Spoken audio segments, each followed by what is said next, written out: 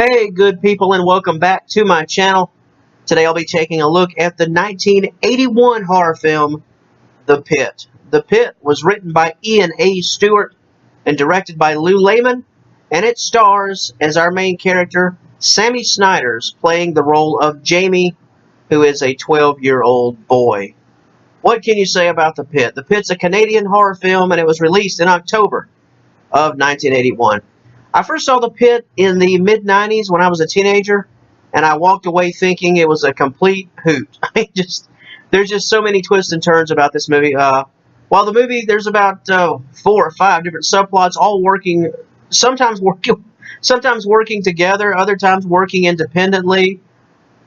Any confusion, the confusion that is in the film sort of only adds to the I guess you could say, the legend of the film, certainly the schlockiness and cheese of the movie. It's just sort of like a potluck dinner, and you walk away thinking that was awful. That was the worst thing ever. And then like 2 days later, I've got to watch that again.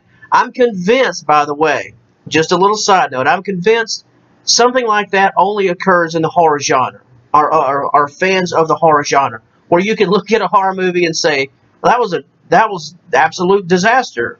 How much is the poster art? So I can get it online. I mean, you would never find somebody watching a drama say that was the worst drama they've ever seen, and then 2 days later wonder where they can buy the Blu-ray. I mean, that is a horror-only thing where you can admit something is so terrible, yet you find yourself, you can't wait to watch it again. I'm convinced that's a horror movie thing. Horror fans, hardcore fans are a unique group of people. I'm one of those people. If you're watching this video, you are too, so we're one happy family when it comes to that. At any rate, although The Pit is not a slasher by any stretch, I do want to also say, in respect to this movie, The Pit is indeed a byproduct of vintage 80s horror, most notably early 80s horror. In the wake of Halloween in 1978, but even more so in the wake of Friday the 13th in 1980, a cavalcade of movies, a cavalcade of movies began to churn out on what seemingly was like a bi-weekly basis. It almost seemed like every week or two from around 1980 to 85 or 86. There was just a horror movie every week. The horror genre, while the slasher subgenre was booming, but the horror genre just as a whole, in the wake of Friday the 13th, was just booming. So everybody and their mama, they had to get in on the game. There were folks who just wanted to test the money-making waters with their own slasher, or just an attempt to ride the popular wave that was horror, or they just wanted a piece of the action in respect to the popularity of the genre. Whatever the reason, The Pit is a strange movie, but it's also a movie that was typical of this time period, an example of an attempt to cash in with the current times. And just like any other trend or fad or whatever you want to call it, you'll inevitably have your winners and your losers. While I wouldn't personally classify The Pit as a loser, I would say that it definitely, at least for me, falls under that so bad it's good category.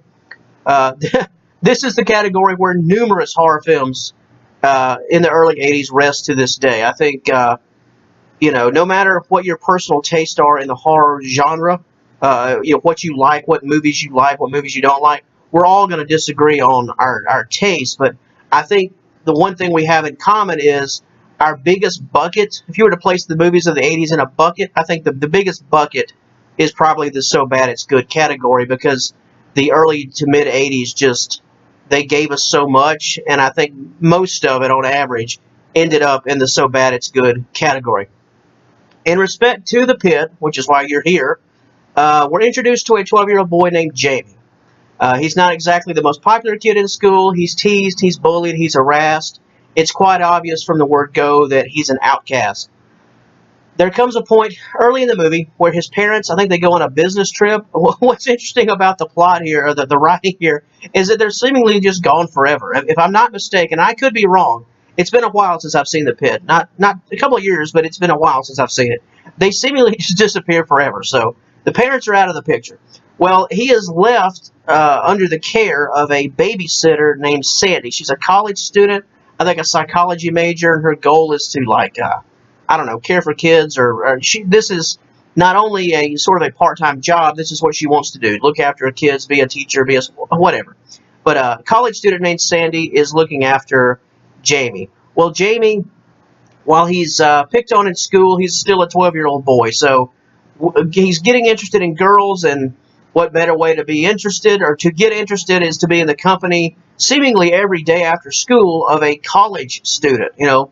Okay, so he's trying his own different ways throughout the film to impress her, sort of like taking peeks.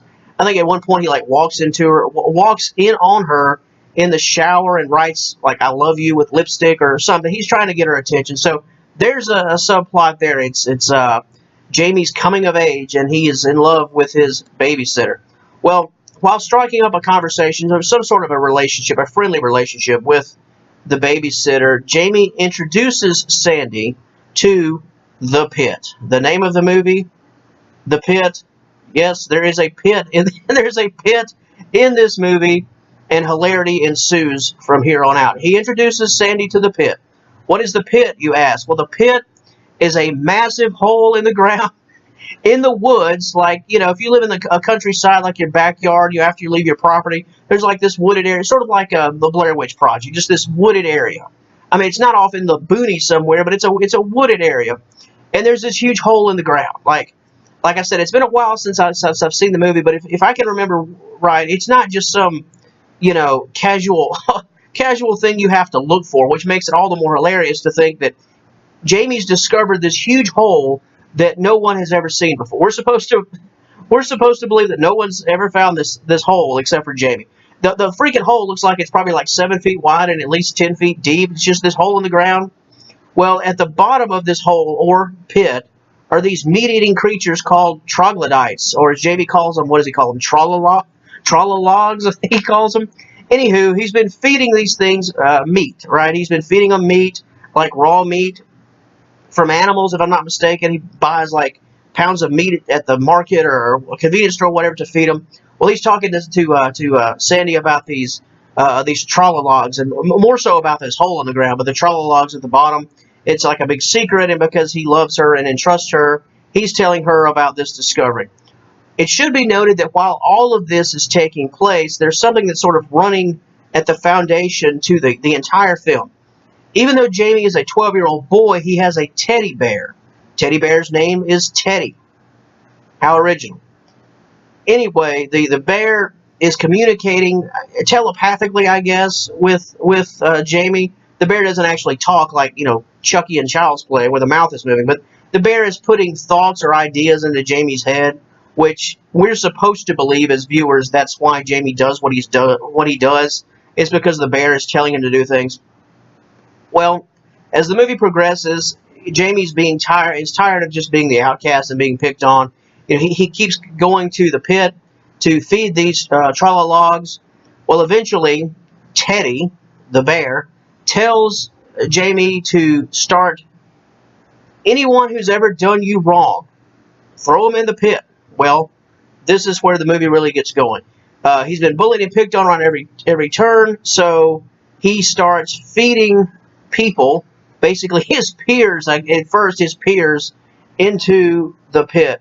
Now, off the top of my head, I can't recall every single person that gets thrown into the pit, but there are two that come to mind. One is a guy that Jamie brings this dude out in the woods, and they've got a football, and they're tossing the ball around, like looking for a place to throw the ball around. So Jamie's like, come back here, come back here. So they're sort of running back here, but the whole time Jamie's sort of he's baiting this dude to get closer to the pit.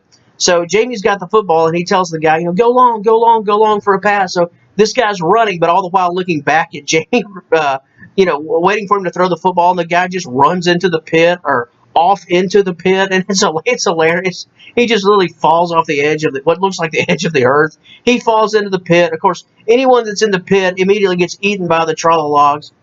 There's a scene where, like, some old woman has wronged him. She's in a wheelchair. He pushes the old woman. I'll try to find a screen cap of this, if nothing else. He pushes this old woman into the pit.